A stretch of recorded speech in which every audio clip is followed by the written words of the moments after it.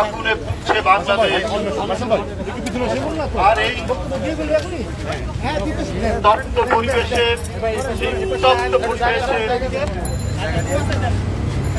এই যে মানুষের যে ত্রাহি ত্রাহি অবস্থা, এইটার জন্য দায়ী গণবিরোধী সরকার। এরা নদী রক্ষা করতে পারেনি, ভূমিদস্যুরা নদী দখল করেছে, বনদস্যুরা গাছ কেটে নিয়ে যাচ্ছে,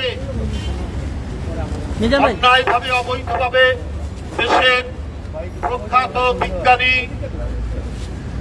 প্রখ্যাত বিশেষজ্ঞরা বলেছেন কয়লা পুড়িয়ে তাপ বিদ্যুৎ কেন্দ্র করলে দেশে কোনো ফল হবে না, দেশের নদীতে মাছ হবে না, গাছ মাছ ফসল সব পুড়ে যাবে।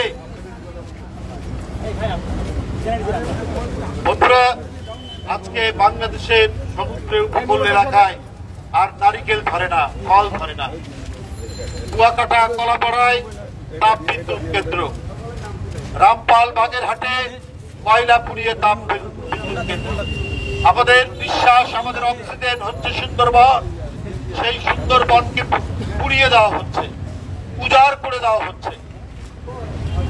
এই পরিস্থিতি তৈরি করেছেন একটি গণবিরোধী সরকার।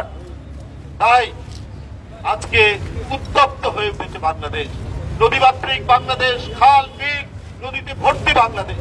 সেই বাংলাদেশের নদীগুলো সব মরে যাচ্ছে, শুকিয়ে যাচ্ছে, আর তীব্র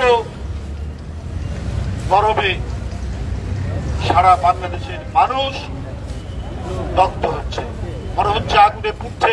44 ডিগ্রি, 40-41 ডিগ্রি তাপমাত্রা মানুষ অনুভব করছে, 44 ডিগ্রি মানুষ অনুভব করছে, 43 ডিগ্রি, 45 ডিগ্রি।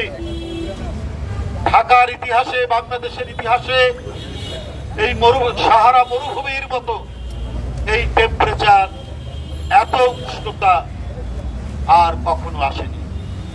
যে দেশে এত গাছপালা, এত বন জঙ্গল, এত নদী নালা, সেই দেশে এত গরম হওয়ার কথা না।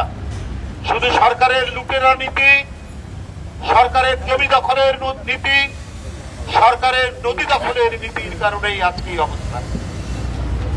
আমার দেশের মানুষ গুলি খায়, মারা যায়।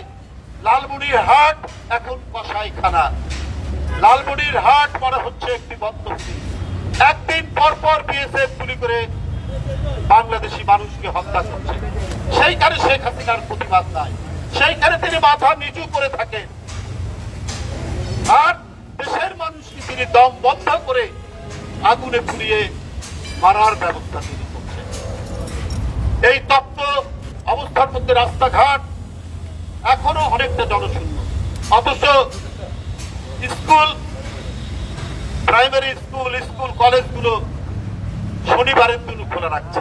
অর্থাৎ ওই বাচ্চা, ওই কিশোর, এদেরকেও সরকার আগুনের মধ্যে পুড়িয়ে মারতে চাচ্ছে। আমরা সেই পাকিস্তান আমল থেকে এই গ্রীষ্মকালীন ছুটি ভোগ করতাম, আমরা স্কুলে পড়েছি। এখন এই বাচ্চাদেরকে রমজান মাস ছুটি থাকবে, এটি একটি মুসলমানদের ইবাদতের মাস। কলেজ ইউনিভার্সিটি বন্ধ থাকতো রমজান মাসে, এবার রমজান মাসেও 15 দিন স্কুল কলেজ ছুটি দেয়নি, 15 দিন খোলা ছিল, অর্থাৎ সম্পূর্ণ ছুটি নাই। আর এখন শনিবারের দিনও, যেদিন সাপ্তাহিক 2 দিন ছুটি, আর এই বাচ্চা ছেলে মেয়েদের জন্য তারা ছুটি ভোগ করবে না। তাদেরকে এই রৌদ্রে, তাদেরকে এই তপ্ত দাবদাহে যে সারা বাংলাদেশ অগ্নিবর্ণ হয়ে উঠেছে, সেই আগুন রাঙা বাংলাদেশের মধ্যে এই বাচ্চা ছেলেদেরকে ফেলে দেওয়া হচ্ছে, পাঠিয়ে দেওয়া হচ্ছে।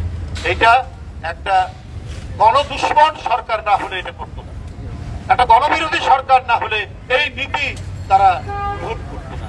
বন্ধুরা আমার, এই অবস্থার কারণেই আজকে এই পরিস্থিতি, এই দুর্বিষহ পরিস্থিতি, এই ভয়ঙ্কর পরিস্থিতি সৃষ্টি হয়েছে বাংলাদেশে। আওয়ামী লীগের সাধারণ সম্পাদক বলছেন বিএনপি নাকি যে কোনো উপায়ে ক্ষমতা দখল করতে চায়। আমরা দখল করবো কেন? দখল তো আপনারা করেছে, ভোট ছাড়া, জনগণ ছাড়া। আমি আর দামি, আমরা আর মামুরা নিজেরা ভোট করে আপনারা দখল করে রেখেছে। হ্যাঁ, দেশের জনগণ চায় আন্দোলনের মাধ্যমে অতি দ্রুত এই সরকারের প্রথম পতন হোক, আর জনগণ যাকে ইচ্ছা ভোট দিয়ে তাকে সরকার গঠন। এইটা জনগণ চায়, এটাই একমাত্র উপায়, এটাই জনগণের উপায়। ওবায়দুল কাদের সাহেবরা, আপনারা যদি পদত্যাগ না করেন, আপনারা যদি ক্ষমতা না ছাড়েন, বাংলাদেশের মানুষ পুড়ে মরবে।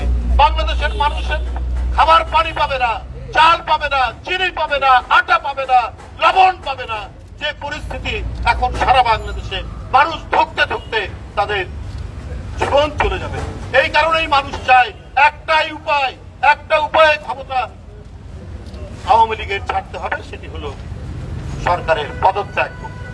তাহলেই মানুষ শান্তি পাবে, স্বস্তি পাবে এবং জনগণ যাকে ইচ্ছা ভোট দিয়ে তাকে ক্ষমতায় রাখবে। আজকে বাংলাদেশ জাতীয়তাবাদী দলের উদ্যোগে একটি লিফলেট করা হয়েছে, আর কিছু স্যালাইন পানি এই গরিব মানুষ যারা এই রোদের মধ্যে যারা রিক্সা চালাচ্ছে তাদের জন্য ক্ষুদ্র আমাদের প্রচেষ্টা, সেইটা নিয়ে আমরা বেরিয়েছি। আমাদের লিফলেটটা একটি লিফলেট নয়, একটি প্রেসক্রিপশনের মতো। বড় ডাক্তাররা এটা করেছেন যে এই উত্তপ্ত গরমে, এই তীব্র দাবদাহে কিভাবে কতটুকু পানি খেতে হবে, কিভাবে পানি খেতে হবে, কিভাবে জীবনযাপন করতে হবে, তার এর মধ্যে লেখা আছে। এটা বিএনপির পক্ষ থেকে আমাদের ডাক্তার রফিক এবং তিনি আরো বড় ডাক্তারদের সাথে কনসাল্ট করে আলোচনা করে এটি তৈরি করেছেন। আমরা এখন এটি মানুষের মধ্যে বিতরণ করব এবং আমরা বোতলজাত পানি এবং কিছু আমরা স্যালাইন দেব। ধন্যবাদ আপনাদের সবাইকে। এখানে স্থানীয় আমাদের বিএনপির নেতৃবৃন্দ রয়েছেন, আমাদের বিএনপির গুরুত্বপূর্ণ আনোয়ার সাহেব রয়েছেন, জাহিদ রয়েছেন এখানে, এবং আমাদের আরো এখানে কেন্দ্রীয় নেতৃবৃন্দরা রয়েছেন। সবার নাম বললে অনেক সময় চলে যাবে, এই জন্য নাম না বলে সবাইকে আন্তরিক ধন্যবাদ জানিয়ে